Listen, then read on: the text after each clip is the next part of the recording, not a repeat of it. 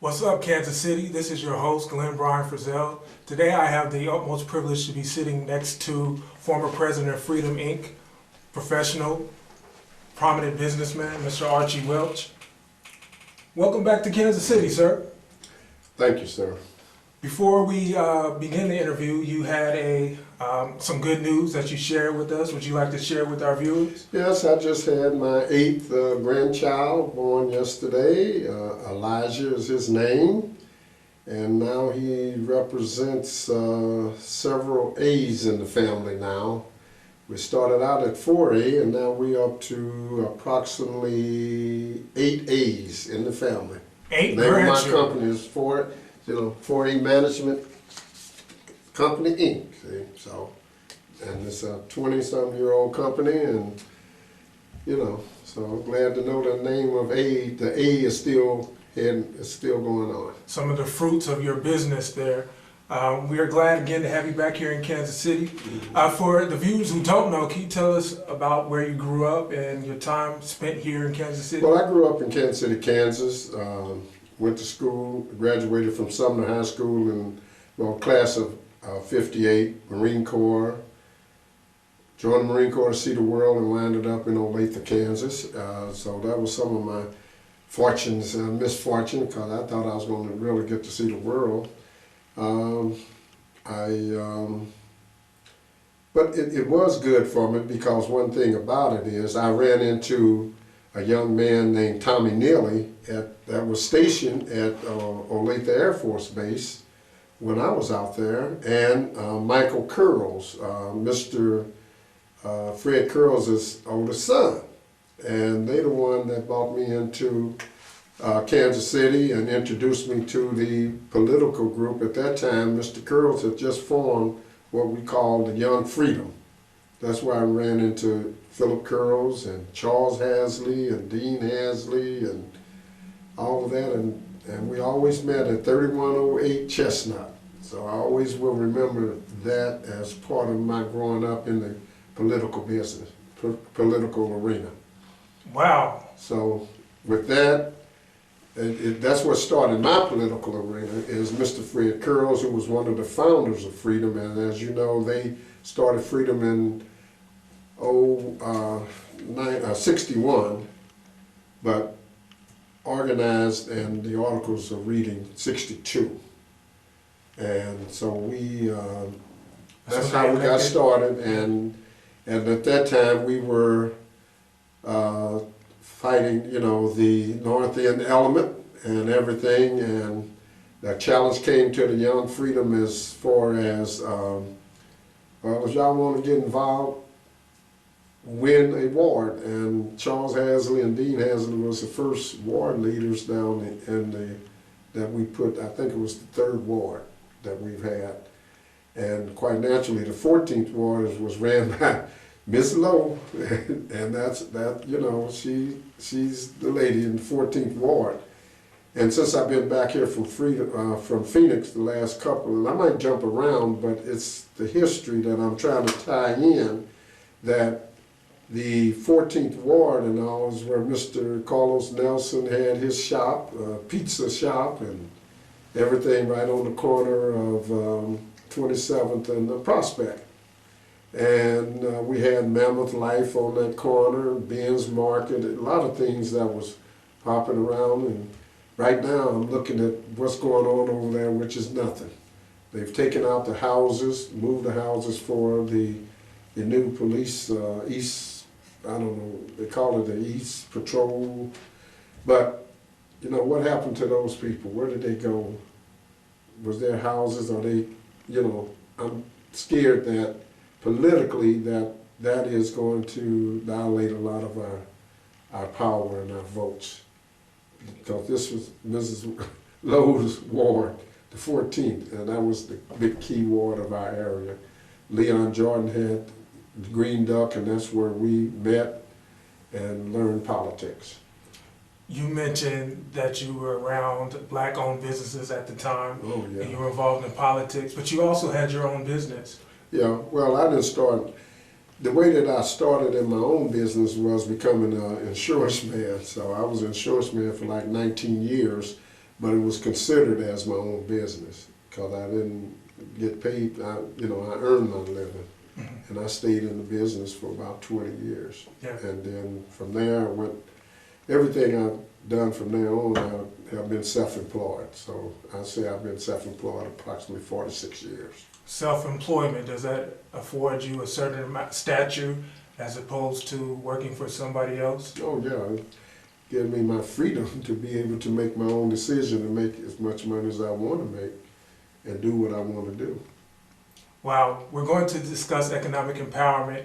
Before we move and transition into your involvement with Freedom Inc., I'd like to tell our What's Up viewers, What's Up Kansas City viewers a little bit about Freedom Inc., and then hear about your role with Freedom Inc. and how you eventually came to become its president. What's Up Kansas City? If you do not know, Freedom Inc. Incorporated, first off, is an excellent film called Freedom Is Now by Nell Cleaver, Davenport Media, that you should go and check out. It tells the history, gives us a chronicle. Freedom Inc. was founded in 1961 by 7 pioneer individuals in the Kansas City area who felt the need to address the lack of political representation of African Americans in Kansas City at both the local and state level of government. These 7 prominent individuals created the political organization. Early on, they tackled issues such as civil rights and segregation, public accommodation in the downtown Kansas City area. In 1962, they were successful in getting an African American elected to the city council. And in 1964, Mr. Harold Holliday Sr. and Mr. Bruce Watkins or Leon Jordan? Leon Jordan were elected to city council, becoming the first African American state legislative branch, becoming the first African Americans in Kansas City to earn that distinction. Now, Mr. Welch, can you tell us a little bit about your early involvement with Freedom Inc.? You're at the Green Tavern hanging out with Leon Jordan, not necessarily hanging out, but learning from him, getting a sense of African Americans in the political community. I mean, how do you go from there to working with them to eventually becoming its president? Well, just being around learning. It's like right now, that's the thing that we need to be doing is bringing the younger generation up that let them understand what's going on around them. The power, to me, I looked around and saw how that power was disseminated out in the community, and it was politics. So I just thought that maybe I just ride this train. And I've been on this train now 51 years. When I first came in, like I said, I was in the Marine Corps with Tom Neely. Tom became our constable. He was our first black constable. But all of this came from us being able to vote. When Leon Jordan was leading the troopers, and then Harold Holliday and Bruce Watkins, and everybody's got together. And there we were. We became one. You know, they were fighting each other. One, I think some was Republicans, some was Democrats, but they found out that they can't. There were just so many votes in the black community, but they became one under freedom. And freedom's motto is we have no permanent friends and no permanent enemies. Just a permanent interest, and our interests have to be in this community. Mm-hmm. But in 1968, we went to, because of Harold Holliday and Leon Jordan, they drew a line in St. Louis that Representative Clay was elected in 1968, and we went down there as Young Freedom to help Congressman Clay, at that time, Bill Clay, to get elected. That was in 1968. We went to Detroit to help Coleman Young to get elected mayor, because he and Bruce were both in the Tuskegee era together. So that's how our powers just started working together and working in the community and being more involved in the community. And economically, that's how we did it, through the power of politics. Well, Freedom Inc. Definitely has was once and has become a definite political black powerhouse in the African American community.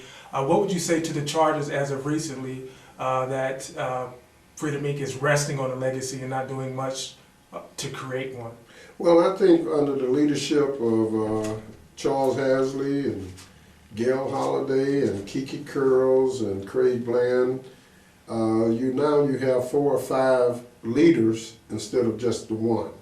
You know, the way the social media has come now and different things like that, you just got to have it. I know when I was the president, it was just so many things coming after us that, you know, we just couldn't take care of the community as it was to a point of, you know, they wasn't paying us no salary, so it was just kind of rough, but we depended on our elected officials, the committee people and all of that to handle those situations. So at that one time is when I kind of thought about it. I said, you know what, this job is, you know, President of Freedom is much bigger than just one man. So this way you got different minds sitting there at the table trying to, you know, run Freedom and make it right, you see, and which is covering the whole city. Because we never did try to be a civil rights group. We worked with civil rights groups. We worked with the NAACP, Julia Hill. We worked with Bill Clark and Pemberton, Mr. Pemberton from the Urban League. You know, these are names that we worked with. We worked with Bernard Powell, you know, Goldman, what's his name? Let's see. Bernard Powell, yeah, he was the activist. activist. Ghetto or gold mine, the choice is yours. And Bruce Watkins, myself, and Phil Curls met with Bernard Powell the night before he was killed. Wow. Moment of silence for Mr. Bernard Powell. Mm-hmm. If you don't mind me asking, Mr. Welch, when did you serve as president for Freedom Inc.? I'm trying to think. I was president when we did our 25 years, so you do the math, you know. But I was president when Alan Wheat, no, I wasn't either. Phil Curls was president, because I ran Alan Wheat's campaign, because I went before, I was there for 8 years, 9 years. So I was the president then. I really don't know. I'm working on I have the pictures and all of that we're going to be presenting to the Black Archives of Mid-America, Inc. And that pictures and all of that 25-year event that we had. So I'm trying to think now. You know, 25, 61, so it was what, 80? The 80s, mid-80s. 87, 89, you know, 90, stuff like that. Well, Mr. Welch, Now Bishop James Tyndall was my chairman of Freedom. I was president. Okay.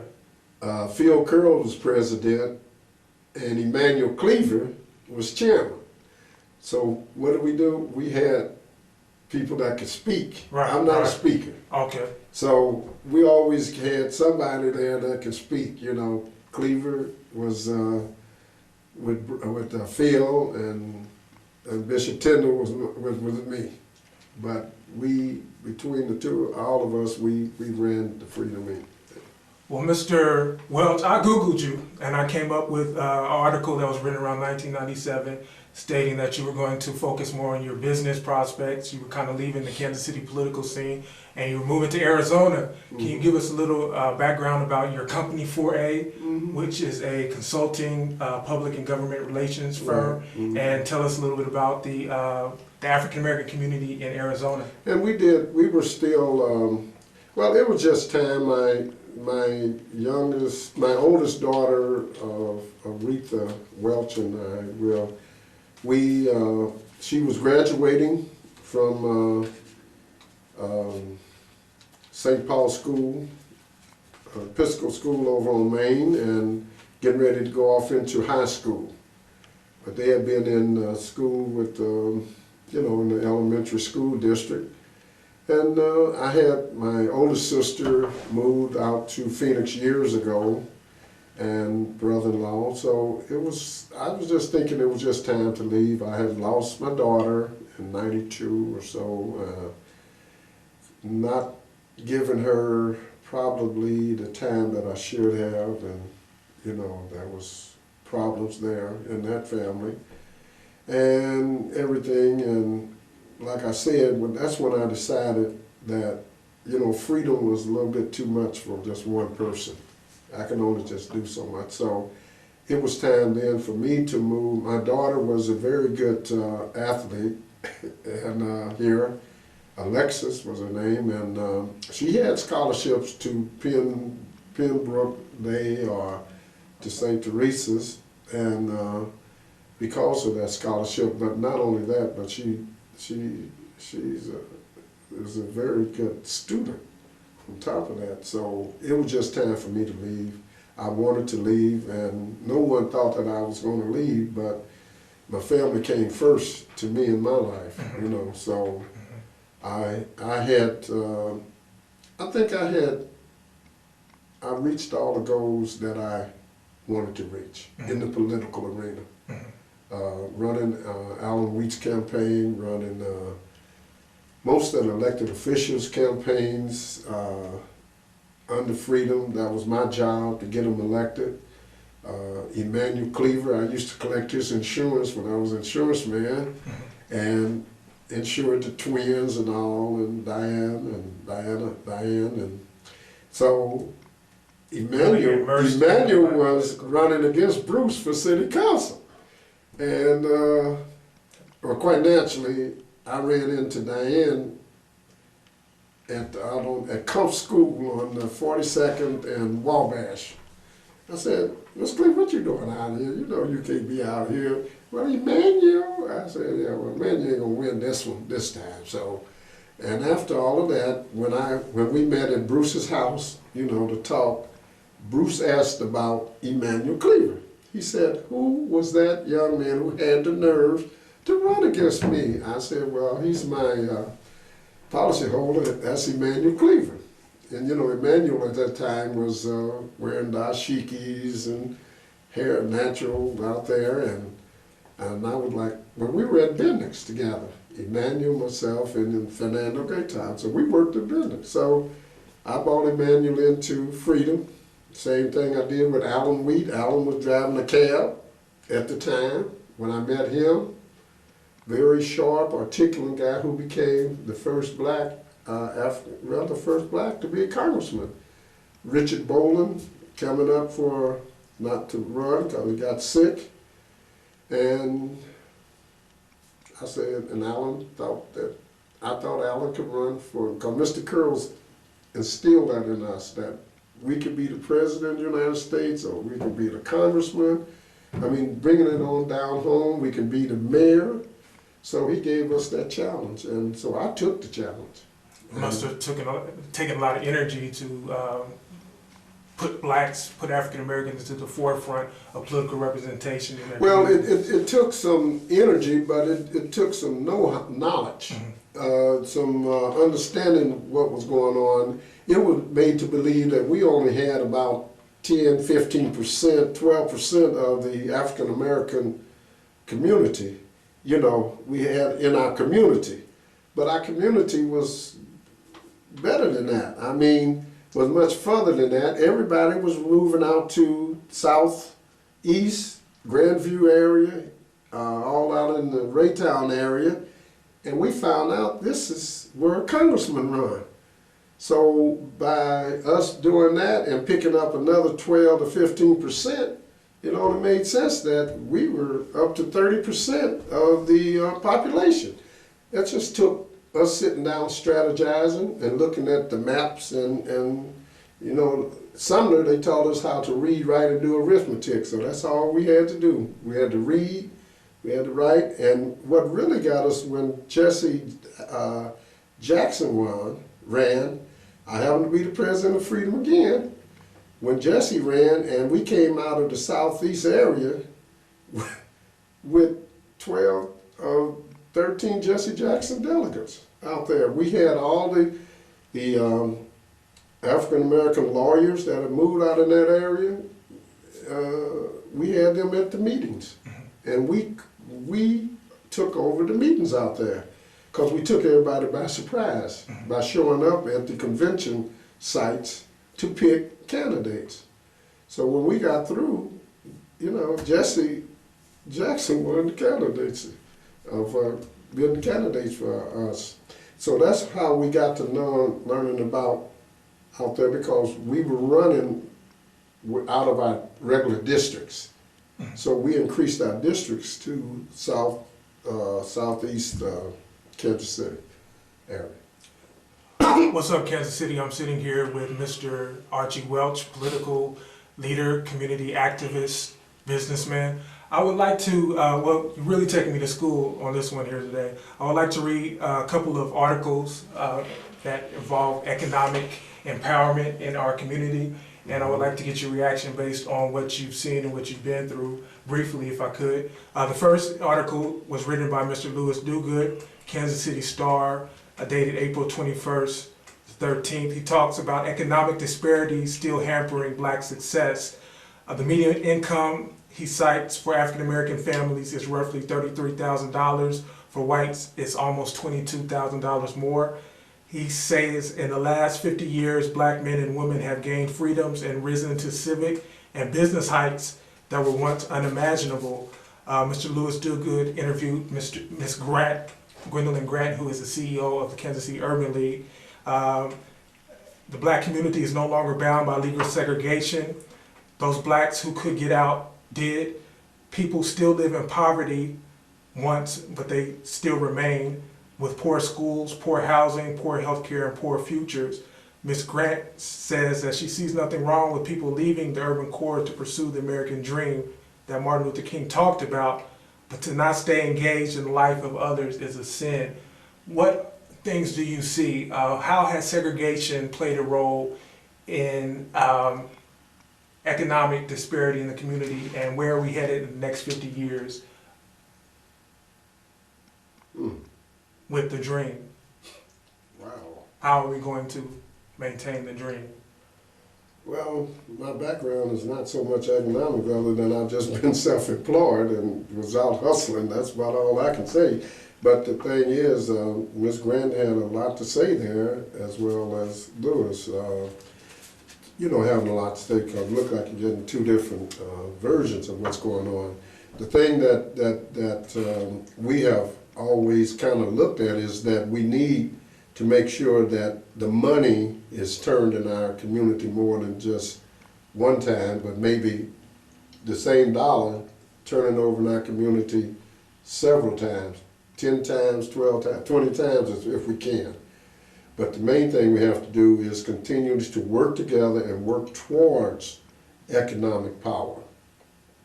We might have certain political power, but the ones we elect must go down and represent us at the table and make sure we are at the table for where, you know, it will benefit us. Not get on committees that's a light committee, but get on committees that's cutting up the pie. If there's bond issues, it still come back a lot to politics. If there's bond issues, be there as far as who's going to get what percentage of the bonds that's going to happen that will affect our community. We got so many vacant lots. I think about 3 years ago, we were talking about 1,700 vacant lots. I think, you know, that's a lot. But houses need to be put on those lots and different things like that, and in the community, you know, and having a decent place for people to live and be able to turn their money. But also look and see where the monies are coming from. Monies are coming from Washington. You'll be surprised how much is going to the southeast states and not coming through these states. Because there is monies coming out here, but it's the project that our city council and our state people are dealing with. As long as you got the Republicans running the state, as you can know what's going on with our president, they're not going to do anything to help. They act like they're not poor, but they got more poor white folks than they got anywhere. But they they seem to go along a lot with the Republican Party. But I think 2014 will bring a change so that the president can make his move and different things like that. Mm-hmm. But we just have to stay on top of it. But we got to go to the committees that, finance committees and different things, elect the people that's got a background in that, you know, that can understand and then come back out and talk to the community as to what's happening down there. Mm-hmm. But try to help, just go out and support your neighborhood, a grocery store, and different things like that. You asked me about Phoenix, we're doing that, and they're doing that now in Phoenix with our new CEO of the Black Chamber. He is making sure that we were visiting an African-American business every month, a new business every month. If it's a cleaners, if it's a food place, if it's a corner grocery store, but he at least was bringing it to their attention of, this is where you all need to shop at and turn them dollars around. Because the only thing that can keep our organization going is memberships, paying money to be in memberships, you know, as well as that, you know, the Black Chambers and different groups like that, the NAACP, they need to have donations coming in, and we need help. We don't need everybody running to the suburban and not bringing the money back in here neither. Mm-hmm. But that's where they came from. You mentioned that you had a hustling spirit that certainly helped you out in terms of getting on your feet and getting started and wanting to achieve that economic dream for your family, for yourself. If I may ask you, Mr. Welch, what do you tell your children in terms of economic empowerment? Should they work together with the community, which I believe is cooperative economics, or is it also important to have that individual success? Well, to first of all get their education. That was my main goal, is to help my daughter and to get their education, and they did that. I always call it edumacation, you know, but they did that through going to U of A and ASU. Mm-hmm. They started off in what's called the honors program and different things like that. Both of the schools. And Division I schools, you know. So it's education that did it. When I grew up, my dad didn't know too much about no education. I'm 72 years old, so I was just out there. But the brother-in-law and my sister, my oldest sister and my brother-in-law were the ones who made sure I was, you know, educated on how to do different things and to be a man, you know. Right. My dad worked hard every day and all day long, you know. But he's the one that told me to use my brain, because he's doing the brawn. You know, he's using the muscle. Oh yeah, oh yeah. But so that's part of my education. But the thing I'm saying is, I just wanted to make sure that my kids had the availability of getting educated, and I'm proud of them. And they have got the education, and they're moving on by being girls. So my one daughter, she's now the chairman of organization called Each One Teach One, which is Amor Stoudemire's foundation. Awesome, And, awesome. And you know, I think she did good. You know, and with her background in finance, she can, you know, she will be in that position. Mr. Welch, we thank you for sharing your success story with us here today. Any chance of you moving back to Kansas City? Oh yes, I'm on my way back. I keep saying that my mission has been accomplished, and I'm coming home to my friends and relatives. I have one sister out in Phoenix, but I got two back here. So the Phoenix is rising. The Phoenix never left. What's up, Kansas City? This is your host, Glenn Bryan Frizzell. Today I've had the privilege of talking to prominent business leader, community organizer, former president of Freedom Inc., Mr. Archie Welch. In parting, I would like to say, in the famous words of a Washington, D.C. DJ, shoot for the moon. If you miss, at least you'll be among the stars. Till next. What's up? up? This is Sydney. What's up? This your girl Aisha. Go check out Wilson's Pizza. Not only do they have pizza, they have burgers, fries, wings, the whole shebang. So let's take a look at some of Mr. Wilson's dishes.